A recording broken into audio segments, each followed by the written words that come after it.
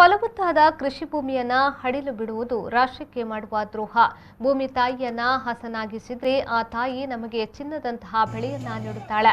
ಹಡಿಲು ಭೂಮಿಯನ್ನ ಕೃಷಿ ಮಾಡುವಂತ ಈ ಪುಣ್ಯದ ಕಾರ್ಯವನ್ನ ಉಡುಪಿಯಲ್ಲಿ ಹಮ್ಮಿಕೊಂಡು ರಾಷ್ಟ್ರಕ್ಕೆ ಮಾದರಿಯಾಗಿದ್ದೀರಿ ಎಂದು ಕೃಷಿ ಸಚಿವರಾದ ಬಿಸಿ ಪಾಟೀಲ್ ಹೇಳಿದರು.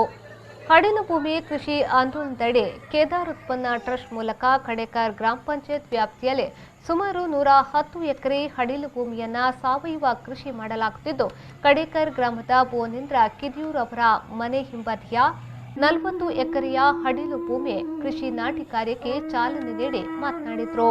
ಸಚಿವ ಬಿಸಿ ಪಾಟೀಲ್ ಅವರ ಜೊತೆ ಶಾಸಕ ಕೆ ರಘುಪತಿ ಭಟ್ ಅವರು ನೇಜಿ ನೆಡುವುದರ ಮೂಲಕ ಕಾರ್ಯಕ್ರಮಕ್ಕೆ ಚಾಲನೆಯನ್ನ ನೀಡಿದರು.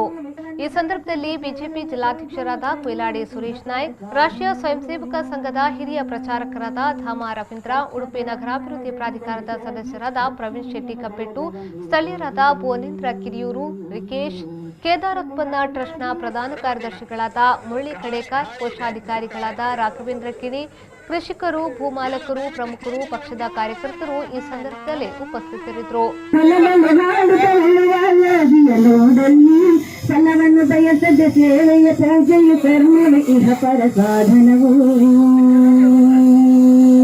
ಕಷ್ಟದ ಅನ್ನವದಡಿ ಬಲಕ್ಕಾಗಿ ವೃತ್ತಿ ನಿಯಮದೊಳಗ ಬಂದಿರುವುದೋಗಿ.